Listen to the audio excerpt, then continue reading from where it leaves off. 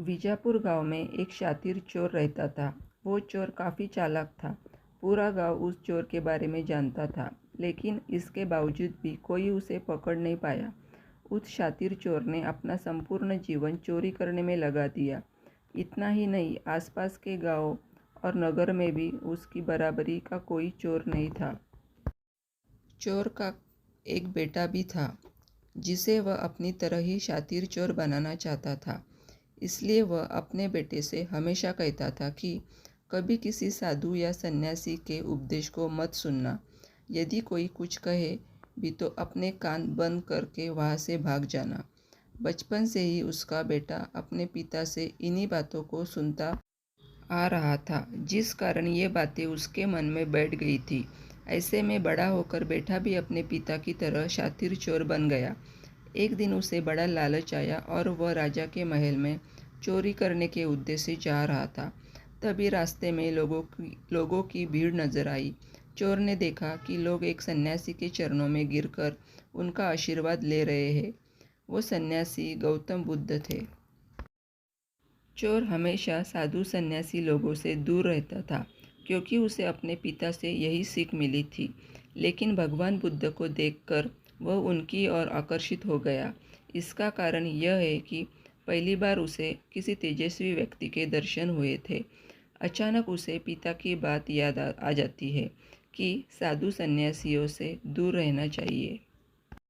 चोर असमंजस में रहता है कि वह सन्यासी के पास जाए या चोरी करने के लिए आगे बढ़ जाए।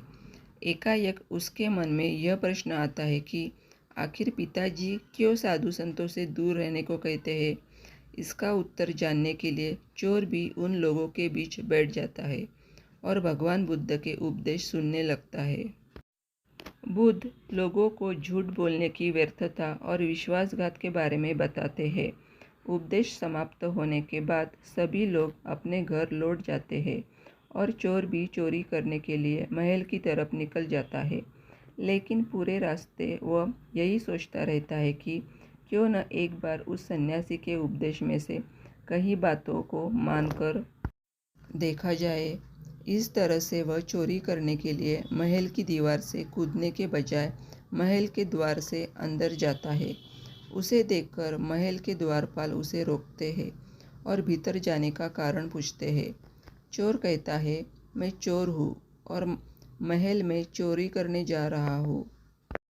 द्वारपाल उसकी बातें सुनकर हंसने लगते हैं और कहते हैं, ज़रूर ये महल का सेवक या नौकर होगा और हमसे मजाक कर रहा है। यह सोचकर वे चोर को महल के अंदर जाने दे देते हैं। महल जाने के बाद चोर खजाना रखे तिजोरी के पास पहुंच जाता है और तिजोरी को तोड़कर धन और आभूषण को पोटली में भरकर भागने लगता है। तभी उसकी नज़र महल के रसोई पर पड़ती है। रात होने के कारण सभी सो रहे होते हैं और रसोई में कोई नहीं रहता है। चोर को जोर से भूख लगी थी, इसलिए वह रसोई में जाकर पेट भर खाना खा लेता है। खाना खाने के बाद चोर वहाँ से जाने लगता है। तभी उसे बुद्ध के उपदेश में सुनी दूसरी बात याद आती है कि जिसका नमक खाया है उसके साथ कभी भी विश्वासघात नहीं करना चाहिए। चोर सोचता है, मैंने इस महल का नमक खाया है, ऐसे में मैं इनका धन चोरी कर मैं इनके साथ विश्वासघात करूँगा। इसलिए चोर चुराए हुए धन को रसोई में ही छोड़कर जाने लगता है।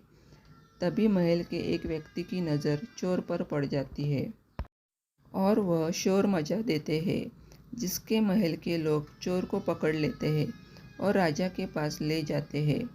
राजा चोर से पूछता है कि जब तुमने चोरी कर ली थी तो फिर इसे छोड़कर क्यों जा रहे थे। चोर कहता है, एक सन्यासी के उपदेश के कारण। चोर की बात से राजा प्रभावित होते हैं और उससे कहते हैं, अगर तुमने ऐसे उपदेश बचपन से ही सुने होते तो तुम कभी चोर बनते ही नहीं। इतना कहकर राजा ने उसे कोई सज़ा नहीं दी और उसे छोड़ दिया।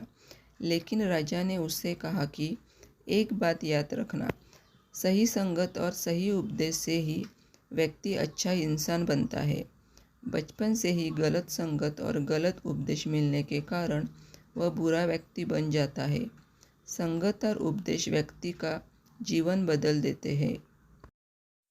राजा की ये बात चोर के मन में बैठ गई और चोर ने राजा से कहा, आज के बाद वह कभी चोरी नहीं करेगा और अच्छी संगत, अच्छे उपदेश के साथ ही चलूँगा।